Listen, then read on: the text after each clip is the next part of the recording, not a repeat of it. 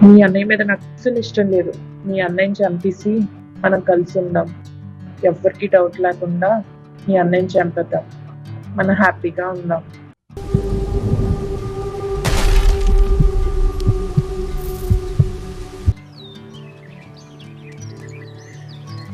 లక్ష్మి, ఆఫీస్లో ఈరోజు ఫంక్షన్ ఉంది. వచ్చే టైం చాలా లేట్ అవుతుంది. నా కోసం ఫుడ్ ఏం ప్రిపేర్ చేయక. సరే అండి, వచ్చినప్పుడు కాల్ చేయండి. నేను బయటికి వెళ్ళి వస్తా. ఏంటి తలుపులు తీస్తుంది, ఎప్పుడు తీయలేంది? లక్ష్మి!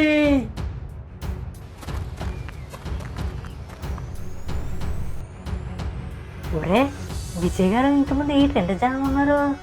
ఏమైంది? ఒరే నీకు తెలియదేంట్రా, విజయ్ గారు వాళ్ళ వైఫ్ని ఎవరు చంపేశారు?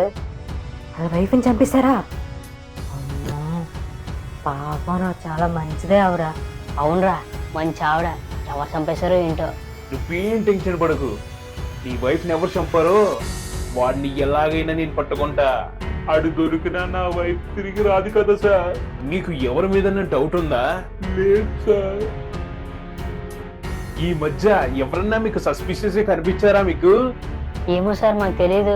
అవును సార్, నాకు ఒకరి మీద డౌట్ గా ఉంది. ఈ మధ్య ఒక 4 రోజులు బట్టి రోజు ఒకడు ఆ ఇంటికి వెళ్ళి వస్తున్నాడు. అవును సార్, నేను చూశాను. కానిస్టేబుల్, ఎవడాడో తెలుసుకుని అర్జెంట్గా స్టేషన్ తీసుకురాండి. సరే సార్. సార్ హీరో సార్ ఆడు. నన్ను ఎందుకు తీసుకొచ్చారు సార్?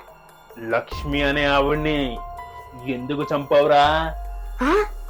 నేను చంపడం ఏంటి సార్? మరి 3 రోజుల నుంచి ఆ ఇంటి దగ్గర అటు ఇటు తిరుగుతున్నావంట, ఏదో గొడవ చేస్తున్నావంట.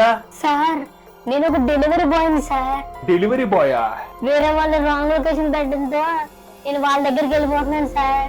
సార్ నేను కనుక్కున్నాను సార్, అది చెప్పింది నిజమే. సరే, ఏదన్నా అవసరం వస్తే పిలుస్తా. సరే సార్. క్లూ దొరికింది అనుకున్నా, మిస్ అయింది. కానిస్టేబుల్, ఒకసారి విజయ వాళ్ళ ఇంటిని చాలా జాగ్రత్తగా చెక్ చేయాలి. సార్ లక్ష్మి గారి అకౌంట్ చూడండి, ఈ మధ్య 1,50,000 20,000 ఎవరెవరికో పంపించారు సార్. ఇది ఎవరికి చేసేలో కనుక్కోండి. సరే సార్, కనుక్కొని తీసుకొస్తాం సార్. సార్ అది విజయ వాళ్ళ బ్రదర్ అకౌంటే సార్, అమౌంట్ అంతా వెళ్ళేది. విజయ బ్రదరా? ఎంత అమౌంట్ సెండ్ చేయడం ఏంటి? ఒకసారి అర్జెంట్గా తీసుకురా. నీకెందుకు మీ వదిన ఎంత అమౌంట్ సెండ్ చేసింది? అది అది అదే సార్, అప్పటికేం సార్ వదినమ్మ ఇచ్చింది. నిజం చెప్పు, నాకు మొత్తం తెలిసింది. నువ్వు నిజం చెప్పలేదనుకో బొక్కలో వేసి గుమ్ముతా. నిజం చెప్పేస్తాను సార్, నిజం చెప్పేస్తా. అది మా వదినకి నాకు అఫేర్ ఉండదు సార్. ఒకసారి మా ఇద్దరం ప్రైవేట్గా ఉన్నప్పుడు వీడియో రికార్డ్ చేసి బ్లాక్మెయిల్ చేశాను సార్, అందుకే డబ్బు తీసుకున్నా. మరి ఎందుకు చంపావు? లేదు సార్, నిజంగా నేనైతే చంపలేదు సార్. డబ్బు అప్పుడప్పుడు తీసుకుంటున్నాను, అది నిజమే, కానీ నేను మాత్రం చంపలేదు సార్. నువ్వు చంపపోతే మరి ఇంకెవరు చంపుతారు? బ్లాక్మెయిల్ చేసి మా అన్నయ్యకి చెప్పేస్తుందని చెప్పి అప్పుడప్పుడు డబ్బు తీసుకున్నా తప్ప నిజంగా నేనైతే చంపలేదు సార్. సరే, నువ్వు వెళ్ళు. ఏదైనా అవసరం వస్తే పిలుస్తా. సరే సార్. సార్ సీసీ ఫుటేజ్ వచ్చింది సార్. సార్ ఆ ఫంక్షన్ లో విజయ్ 40 నిమిషాలు కనిపించలేదు సార్. మన ఫోన్ ట్రాక్స్ అన్ని చెక్ చేస్తే మాత్రం అక్కడే ఉన్నది సార్. కానీ ఇది చూడండి సార్ ఒకసారి. కేస్ సాల్వ్ అయింది. విజయ్ని తీసుకురండి. సరే సార్. సార్ ఏమైంది? నా వైఫ్ని ఎవరు చంపారో తెలిసిందా? తెలిసింది. మీ వైఫ్ని ఎవరు చంపారో తెలిసిందా? ఎవరు సార్? ఎందుకు చంపారు సార్? అది నువ్వే చెప్పాలి. ఎందుకు మీ వైఫ్ని చంపావో? ఏం మాట్లాడుతున్నా సార్? నా వైఫ్ని నేను చంపడం ఏంటి? నిజం చెప్పరా. అయినా మా వైఫ్ చనిపోయిన టైంలో నేను ఆఫీస్లో ఉన్నాను. నువ్వు తెలివిగా నీ ఫోన్ని ఆఫీస్లోనే వదిలేసి ఇంటికి వెళ్ళి చంపావు. నువ్వు అంత బాగానే మేనేజ్ చేసావు. నువ్వు 40 నిమిషాలు సీసీ కెమెరాలో కనిపించలేదు. అదే టైంకి నీ వైఫ్ అక్కడ మర్డర్ జరిగింది. నువ్వు తెలివిగా నీ ఫోన్ని ఆఫీస్లోనే వదిలేసి ఇంటికి వెళ్ళి చంపావు. కానీ ఈ వాచ్ నిన్ను పట్టించింది.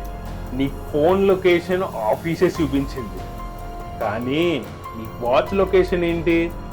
ఆ 40 నిమిషాలు ఇంటికి వెళ్ళి వచ్చినట్టుంది. నిజం చెప్పరా? అవును, నేనే చంపా. దాన్ని చంపినందుకు ఇంత కూడా నేను బాధపడట్లే. ఒకసారి హెల్త్ బాగోలేదని ఆఫీస్ నుంచి డైరెక్ట్ ఇంటికి వెళ్ళిపోయా. అప్పుడే అది నా తమ్ముడితో పడుకోవడం చూసా. అక్కడే వాళ్ళిద్దరిని చంపేద్దాం అనుకున్నా. ఓపిక పట్టి టైం చూసి ఇలా ప్లాన్ చేశా. ఇంకో 2 రోజుల్లో వాడిని చంపేద్దాం అనుకున్నా. కానీ ఈలోపే నిజం తెలిసిపోయింది.